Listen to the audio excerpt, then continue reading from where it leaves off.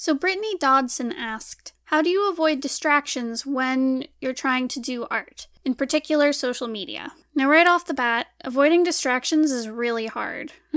Especially when you're dealing with, fear of the blank page, or, self-doubt, or you're about to tackle something that's really hard, and you know it's going to hurt your brain, and it's going to be frustrating, and you're tired. It's really easy when you're feeling that way to go watch YouTube or Netflix or scroll through Twitter forever. It's the worst. I struggle with it all the time. I've lost hours and hours of productivity time just scrolling through Twitter, not even reading anything. And all because I didn't want to work.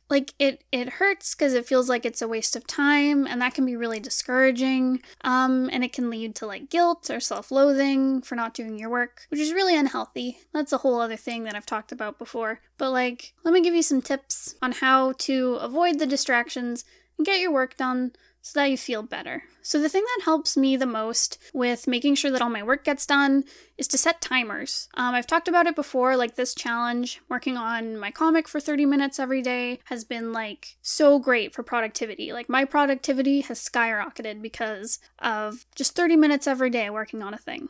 Because having a timer, I think it kind of takes the pressure off when you're looking at a big project where you're oh my god, this page is going to take me 3 hours to complete. But if you set well, I'm going to work on it for 20 minutes today. That's way easier to stomach than a million pages. It really makes things less daunting. It was a big change for me when I stopped thinking about, I stopped only counting results. I started counting effort. So, putting in 20 minutes seems really easy. That's a small amount of effort that I can put in every day.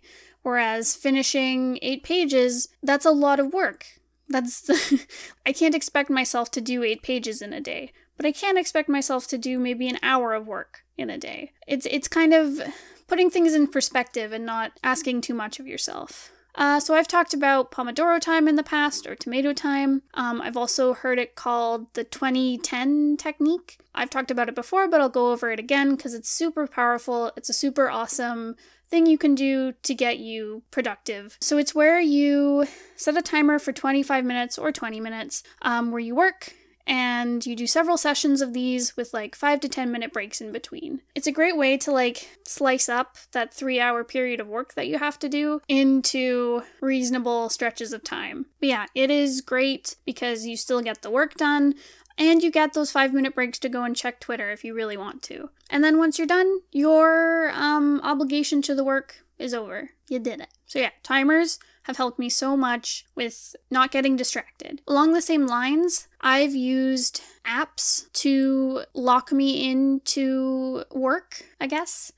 So for example, Bones and I use an app called Flora, which locks our phones with a timer. We can't get distracted by scrolling through Facebook on our phones. We have to sit and work while the timer's going. I know other friends of mine have used apps that will lock out your social media so that, you can still use your internet browser to do research and stuff, but you can't go onto Twitter until, a set amount of time is over. So for me and for my friends that I've talked to, it's super powerful because it just keeps you away. You physically cannot get to the social media to distract you, so you might as well work.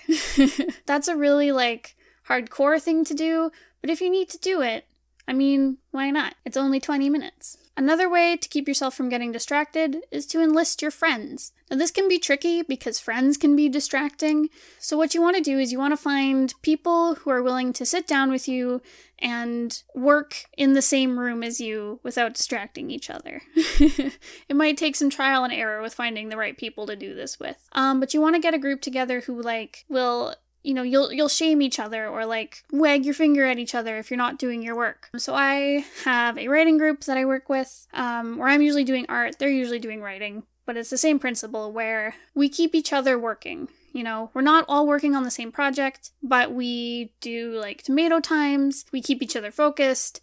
It's really great to just have someone there to keep you accountable. It can take some of the pressure off of having to regulate everything yourself. And in between, you get to take breaks and chat and get your social time in while still getting your work time in. And finally, the power of reward is always the best. So it's great to pair any of the things I've talked about with rewards. So say if you do like a tomato time, you do 2 sessions of 25 minutes, say you get to spend the rest of your day like reading a book, or you get to go on Facebook for an hour, or you get to eat a piece of cake. It's super important to reward yourself because you're not a machine. You can't be working all the time. So like regulating those times when you do get to like take a break, hang out on social media, go do fun stuff, it can keep you from overindulging in it. And rewarding all your productivity will help you repeat the good behaviors because you get something nice out of it. But yeah, like I said, self-regulation can be super hard.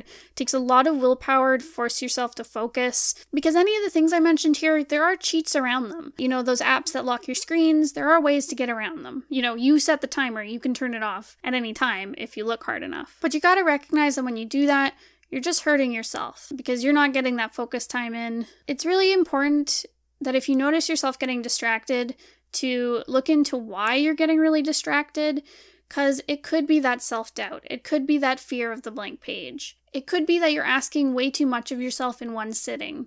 So it's really important to like have some introspection, figure out why you don't want to get this work done, and address that before you sit down to do the work. The best advice I can give is just break things down into time spent rather than progress made. Like I said before, that changed my productivity so much. It got rid of a lot of guilt and like negative self-talk for me, and it keeps me from vegging on social media to run away from all my problems. I hope that answers your question. I hope that helps, and that's all I have for today. Thank you so much for listening. If you have a question or if you'd like to submit a video topic, please leave a comment down below. If you have any writing questions, Bones, the other guy on this channel, will be answering those. His videos just take a little longer to make, so please bear with us. Alrighty, that's everything. See you guys later. Goodbye!